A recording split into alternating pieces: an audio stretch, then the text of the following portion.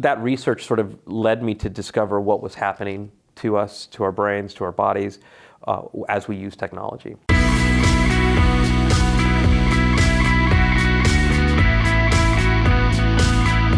This is Velocitize Talks, and I'm Andy North. I'm joined today by Brian Solis, author, futurist, and principal analyst at Altimeter Group. Brian, thank you for joining us. Yeah, it's my pleasure. So let's jump right in. We're here at South by Southwest. What's going on? What are you here to talk about? You've got a presentation coming up. Tell me a little bit about that. Yeah, absolutely. Well, I'm fortunate to have a featured session on. It's actually a follow-up of what I did last year. Last year, I presented on my research around the effects of technology design, so your apps, your phone, and why you can't put them down, why they're so addictive, why you might feel anxious, or why you might be struggling with self-esteem or confidence. And that presentation went over so well that it actually inspired a new book and a new movement that I've spent a lot of time trying to create as a follow-up. Well, let's talk about your new book. It is called Life Scale: How to Live a More Creative, Productive, and Happy Life.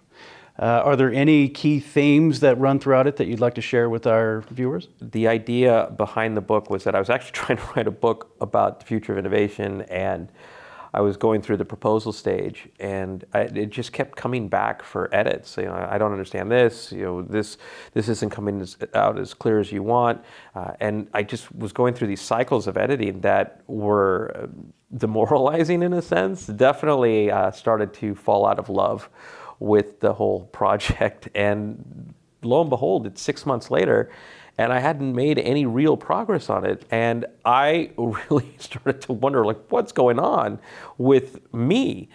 Is it writer's block? Is it stress? And asking a lot of those questions led me down this really deep path of reflection and introspection. And what I had realized was that I just wasn't diving as deep as I used to. That research sort of led me to discover what was happening to us, to our brains, to our bodies, as we use technology. So that could affect things like what religion you believe in, your values, what you define as success, what your goals are, what happiness means to you. And so if that is in a state of constant flux, then who's going to help you, one, realize that your path may not be the right path, and two, help you get on that path. I think it's fascinating that you were your own test subject throughout the writing of this book. Talk a little bit about that, and it sounds like it was actually impacting you, or all of us, at a physiological level. If you're at work and you get a notification on email, you're probably going to break whatever it is that you're working on it to check email. If you get a text, you'll probably break your flow to check your text. Same with social media.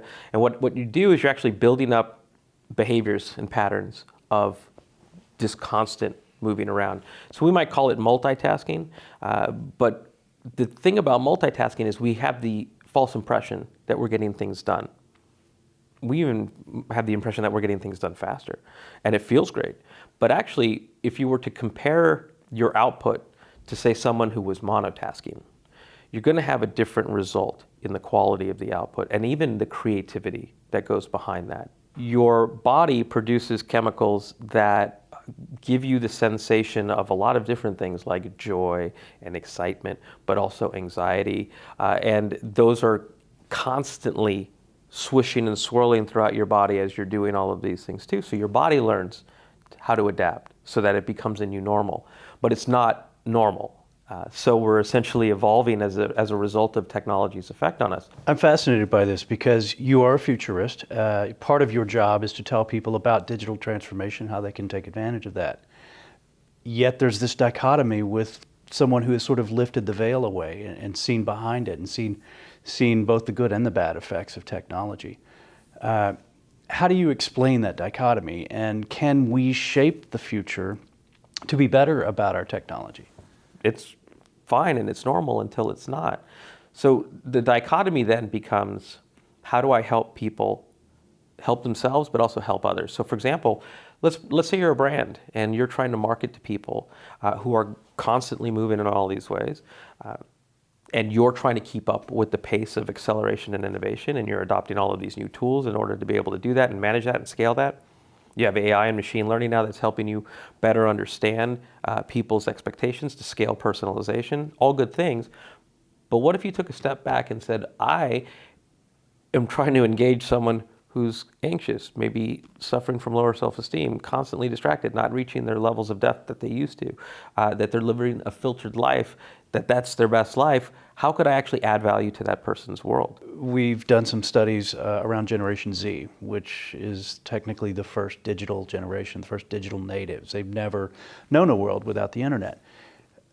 How do you see that continuing to evolve? What you start to have now is anyone who lives a digital lifestyle, whether you're 55 or you're 25 or you're 17, your body is actually changing, right? So neuroplasticity, you have chemicals that are the chemistry that's happening, the ingredients, the mix, the formula, whatever you want to call it, changes as you use technology. So you actually start to become more similar. So I studied it as a psychographic rather than a demographic. I think there were some really interesting findings there that would answer your question about Generation Z, which is you are parenting, you are teaching, and you are managing a generation using analog standards and policies and processes and mindsets that are not as productive or useful or helpful or empathetic as they could or should be. It doesn't sound like you're advocating complete digital detox, but what are the lessons from your book that you want our viewers to take away? The lessons in the book actually get you through a journey of understanding your purpose, your values, kind of reacquainting yourself with yourself. It's really not about technology. It's just about putting yourself in a position to be more mindful of the decisions you make in your relationship with technology, but also everything else. Part of my goal with the book too was to reignite creativity. I needed it. I needed that depth, and so I wanted to give people the space and the permission to be able to spark creativity, whether that's a little c with everyday stuff or big C creativity. With the current issues around privacy and access to data and so forth, are we just going down further and further into the rabbit hole when it comes to distrust?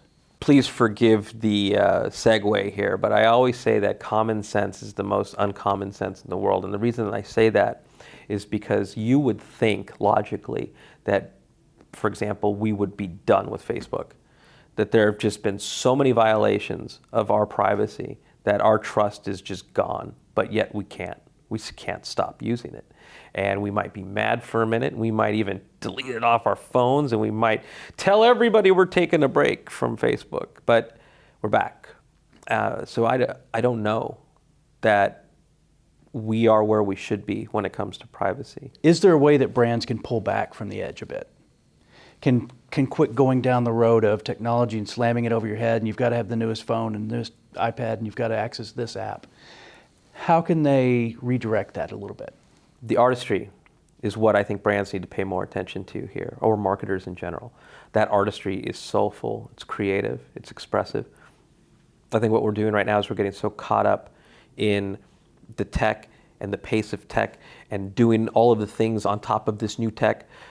When it comes to brands and marketing, what I'm asking them or anyone to do is to think from an artist standpoint, right? And so that means usually originality, creativity, some sense of personal inspiration.